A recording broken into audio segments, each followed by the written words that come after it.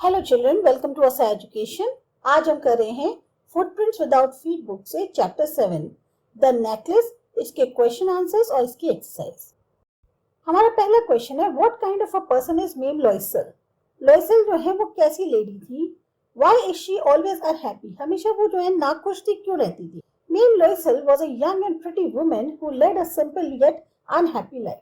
अब मेम लॉयसल जो है वो एक यंग, सुंदर दिखने वाली वुमेन थी, लेकिन वो जो है बहुत सादगी वाली या सिंपल जिंदगी जीती थी, जिसकी वजह से वो थोड़ा सा नाखुश थी। She came from a poor family but always dreamed of riches and luxuries of life.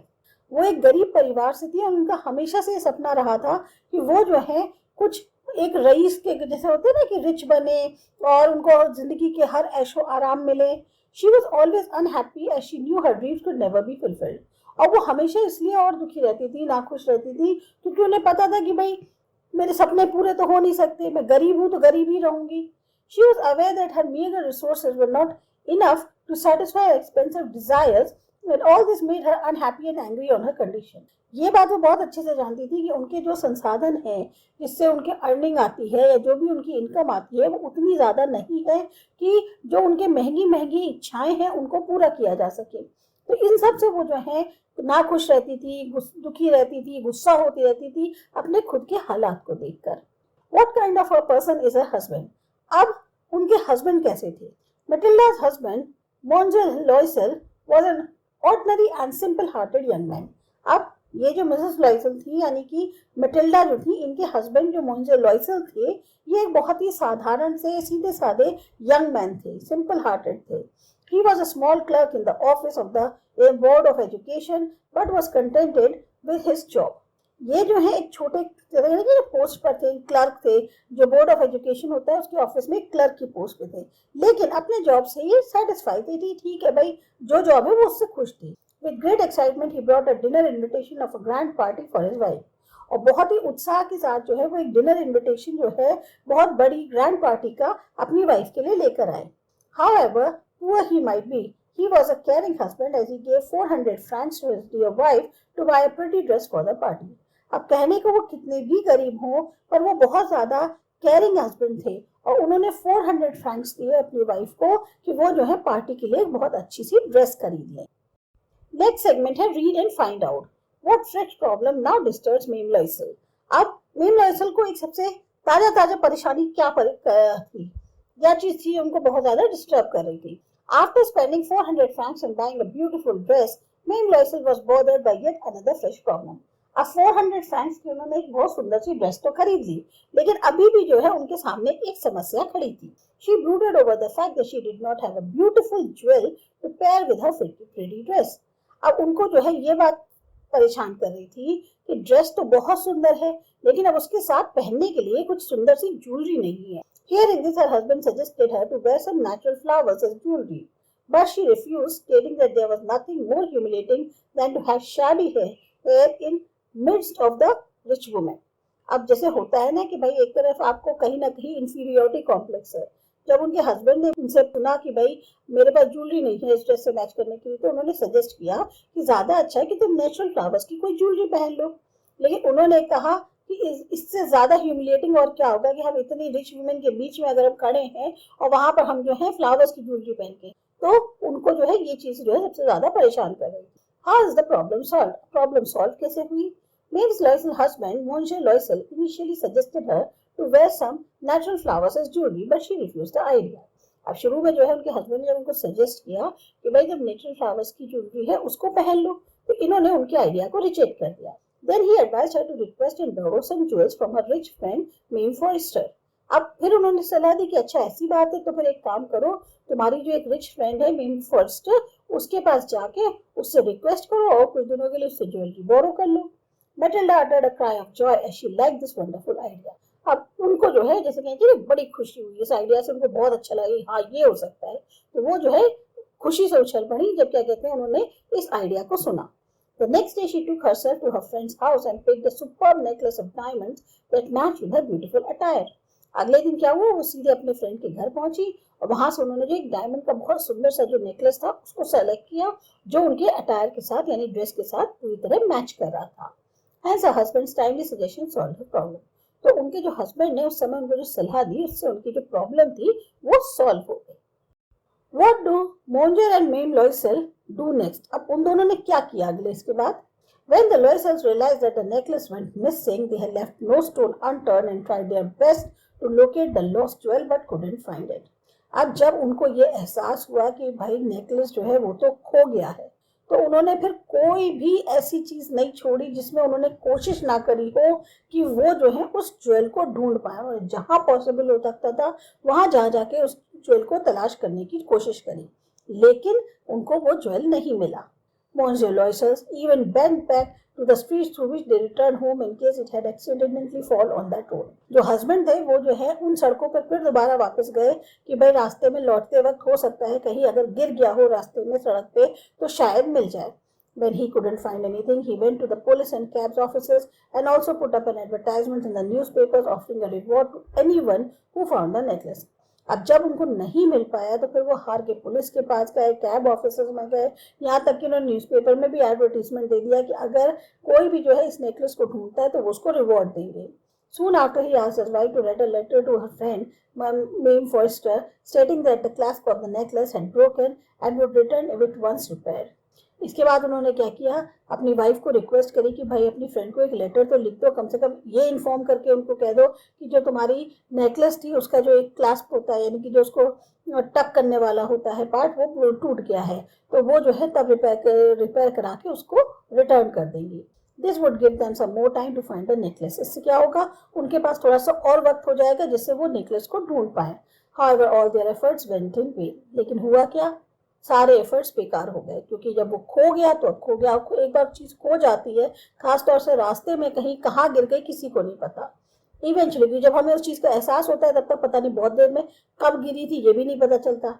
Eventually they brought a new diamond necklace to replace the lost one. तो फाइनली क्या किया उन्होंने, जब नहीं मिला अब कितने दिन तक बहाना बनाएंगे, तो उन्होंने फिर क्या किया, एक नया डायमंड नेकलेस खरीदा और फिर जो है उसको रिप्लेस किया कि भाई ठीक है पुराना खो गया तो कम से कम ये वाला डायमंड नेकलेस देके उनसे उनकी फ्रेंड को रिटर्न कर दें।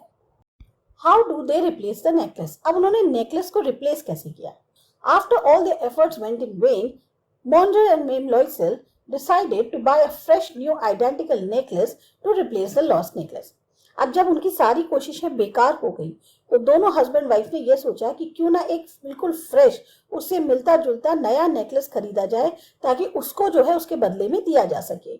Monger Loisel possessed 18,000 francs of his inheritance and borrowed the rest of the money from usurers and the whole race of lenders by making ruinous promises. अब भाई उनके पास जो है हस्बैंड के 18,000 फ्रैंक्स थे जो उनके पास एक तरह से विरासत में मिले थे उन्हें, लेकिन बाकी और जितने पैसे कम पड़ रहे थे फिर उन्होंने उधार लिए और क्या क्या उन्होंने प्रॉमिसेस करिए कि भाई ठीक है हम तुम्हारे पैसे चुका देंगे। When they borrowed enough money, the couple went to the merchant and brought a new necklace for 36,000 francs and returned it to the rightful owner, Mame Forster. अब जब उनके पास इतने पैसे इकट्ठे हो गए तो फिर वो लोग जो है एक मर्चेंट के पास गए, वहां उन्होंने एक नया नेकलेस खरीदा जिसकी वैल्यू 36,000 फ्रैंक्स थी और फिर उन्होंने जो है जो मेम फॉस्टर थी उनको लौटा दिया। अब है think about it, the course of the Loisels' life change due to the necklace. Comment, जो लोइसेस की जिंदगी थी वो एक नेकलेस की वजह से पूरी बदल की रख गई। कैसे, क्या हुआ, कमेंट करिए। The Loisels' life took a major turn due to the necklace. इस नेकलेस की वजह से उनकी जिंदगी में एक बहुत बड़ा चेंज आया। It took them 10 years to repay the loan that they had borrowed to buy the necklace. उस नेकलेस को खरीदने के चक्कर में उन्होंने जिन जिन लोगों से उधार लिया था उसको चुकाते चुकाते उनको 10 साल लग गए। Their life turned upside down and everything changed for them to repay the debt. उनकी जिंदगी की जैसे ना पूरी उलट के रह गई और हर कुछ जो है उनके सामने जो भी था उनकी जैसे चल रही थी लाइफ वो पूरी तरह से बदल गई, क्योंकि आपको लोन चुकाना था। भाई आपने उधार ले लिए पैसे, उस टाइम पे आपको नेकलेस खरीदने की जल्दी थी तो आपने सबको प्रॉमिसेस करके उधार ले लिया, अब उस उधार को चुकाना भी तो था। अब वो चुकाने में उनकी पूरी जिंदगी जो है वो एक तरह से पलट गई। They change their lodging, send away the maid and rented some rooms in an attic. अभी जहाँ रहते थे वो जगह बदल दी, मेड घर में काम करती थी उसको हटा दिया, यहाँ तक कि अपने घर में जो है कुछ रूम्स किराए पे दे दिए। Matilda did all the tedious work of the kitchen, washed dirty linen, bargained with the grocer and butcher to save every single soap for mere survival. अब मेटिल्डा जो है कहाँ तो वो वैसे ही परेशान रहती थी कि मैं जो हूँ कभी रिच बनूं और ये हो। अभी उनको क्या हो गया था, उनकी जिंदगी ऐसी हो गई थी कि सारे जो हार्ड वर्क हैं, जैसे चाहे आपको किचन का काम करना हो, गंदे कपड़े धोने हो, ग्रोसर हो, बूचर हो, उससे सामान खरीदते वक्त बार्गेनिंग करनी हो, सब कुछ कर रही थी वो, ताकि वो किसी तरह से सर्वाइव कर सके। Her husband work until late evenings and took up odd jobs to repay their date.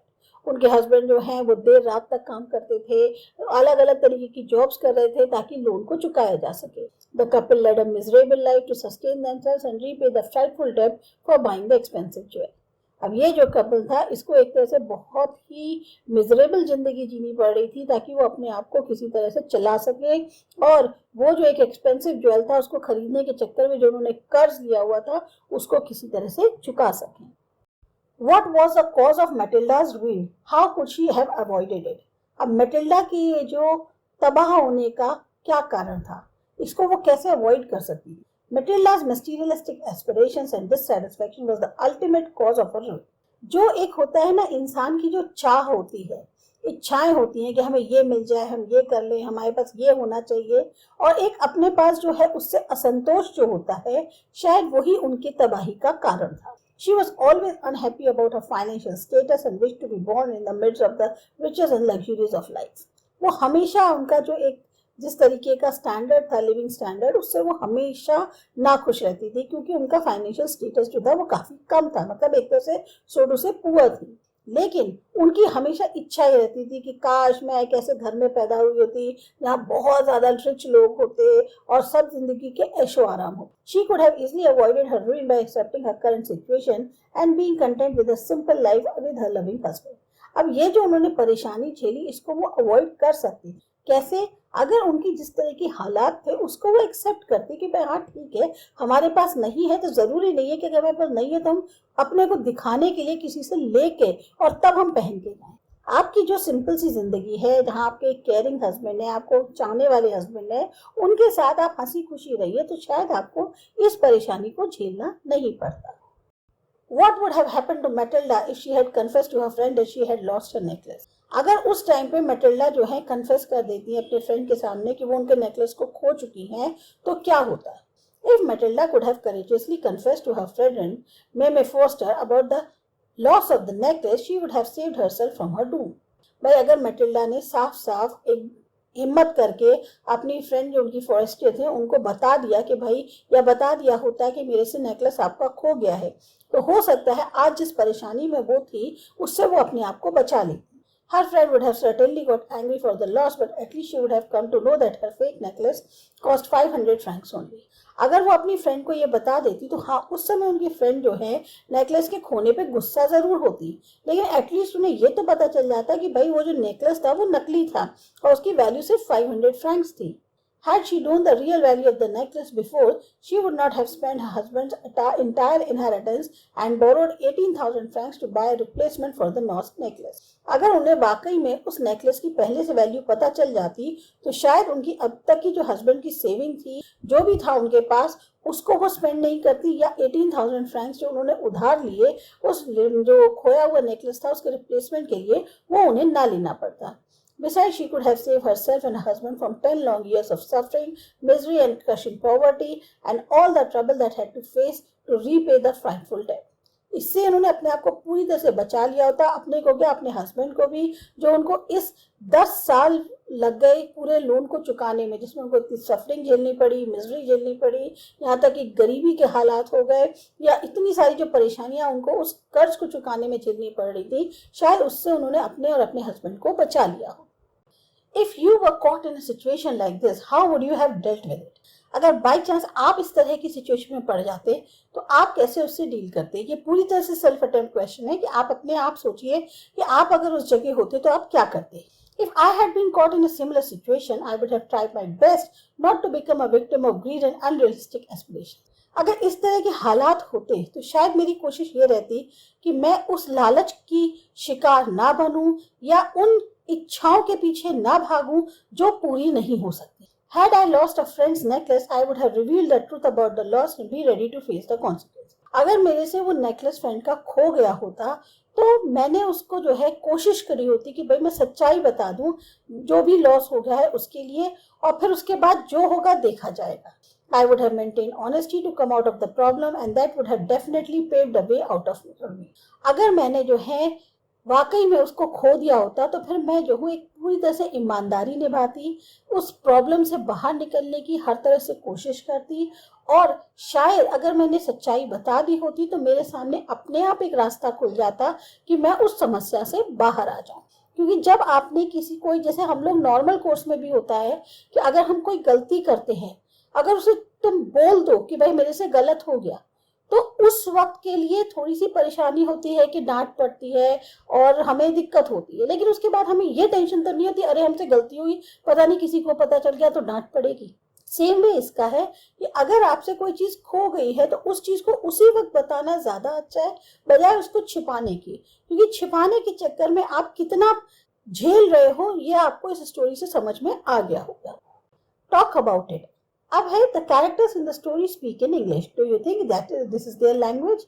जो कैरेक्टर्स हैं इस स्टोरी में वो इंग्लिश में बात करते हैं, तो आपको क्या लगता है उनकी ये लैंग्वेज रियल में है? What clues are there in the story about the language its character must be speaking in? कौन से ऐसे क्लू मिलते हैं स्टोरी में जिससे पता चलता है कि उनकी लैंग्वेज जो है वो कुछ और ही है जो कैरेक्टर्स उसमें बात कर रहे हैं. Although the characters in the story speak in English, it was probably not their language. कहने को जो कैरेक्टर्स हैं स्टोरी में वो इंग्लिश में बात कर रहे हैं पर ये उनकी लैंग्वेज नहीं है.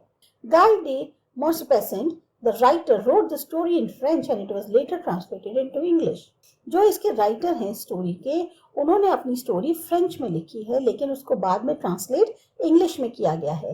There are simple pointers in the text that indicate the French origin of the characters, such as the salutations used before the surnames of the characters, such as Monsieur and Mamie Loisel. अब जैसे अभी बहुत सारी ऐसी चीजें हैं, बहुत सारे ऐसे पॉइंटर्स हैं टेक्स्ट के अंदर जो बताते हैं कि ये जो कैरेक्टर्स हैं बेसिकली ये फ्रेंच ओरिजिन के हैं, क्योंकि जो सरनेम्स हैं कैरेक्टर्स के उनके पहले जो सैल्यूटेशंस लगाए जा रहे हैं वो मॉन्शर और मेम है, मतलब कि जो फ्रेंच में जिस तरह से उनको बोला जाता है मिस्टर एंड मिसेस को. इसी तरह से मेम फॉरेस्टर हैं, जॉर्ज रैम्पोनियो हैं, द मिनिस्टर्स नेम, ये सब जो है फ्रेंच हैं. Besides the words used to denote the currency such as franc and sou, इसके अलावा करेंसी जो यूज की है वो फ्रैंक एंड सौ है. Then the location of the shop was at Palacios Royal and Champs Elysees. That I will point out the French origin and the history of the characters in the story. इसके अलावा जो locations बताई गई हैं shop की वो भी French origin की ही दर्शाती हैं, या जो कैरेक्टर्स दिखाई गए हैं स्टोरी के अंदर उसकी हिस्ट्री को दर्शाते हैं. अब दूसरा क्वेश्चन है honesty is the best policy. वैसे आपको इसको एक्सप्लेन करना है. Honesty is Indeed the best policy. Honesty यानी ईमानदारी जो है वो सबसे सही नीति है. We all know that hypocrisy and pride seem very rewarding and attractive initially, but a person who follows the path of falsehood is likely to lead a life of misery, suffering and utter gloom. अभी क्या होता है, चापलूसी करना, थोड़ा सा घमंड दिखाना, ये सब चीजें बड़ी जो हैं रिवॉर्डिंग लगती हैं, अट्रैक्टिव लगती हैं शुरुआत में, लेकिन क्या होता है जो इंसान इस सही रास्ते को ना अपना के गलत रास्ते को चुनता है, अल्टीमेटली शुरू में तो वो बहुत अच्छा चलता है लेकिन बाद में उसकी जो जिंदगी है वो मिजरी, सफरिंग या ग्लूमीनेस से भर जाती है. On the contrary, an honest person might face difficulties in life at the beginning, but it ultimately gives him or her all the happiness that he or she rightfully deserves. वहीं पर अगर दूसरी तरफ देखें, जो ईमानदार आदमी होता है उसको शुरुआत में जिंदगी में मुश्किलें भरी एक जिंदगी जीनी पड़ सकती है, काफी मुश्किलें झेलनी पड़ सकती है, लेकिन बाद में जो है उसको वो खुशियां मिलती हैं जो वो डिजर्व करता है.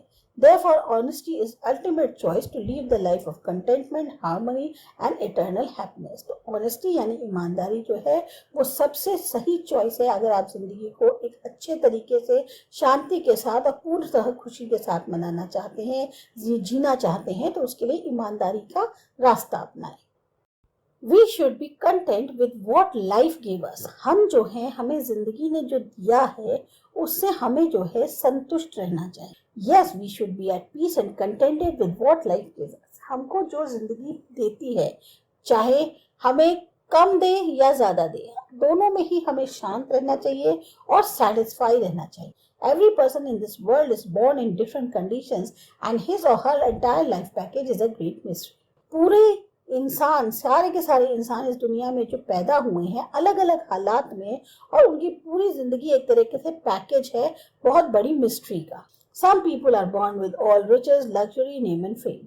अब कुछ लोग जो हैं जब पैदा होते हैं तो भाई बहुत रईस खानदान में पैदा होते हैं, हर तरह के ऐशो आराम होते हैं, नाम होता है, इज्जत होती है, सब कुछ होता है। On the other hand, there are some who are born in suffering and crushing poverty, which make it difficult for them to survive.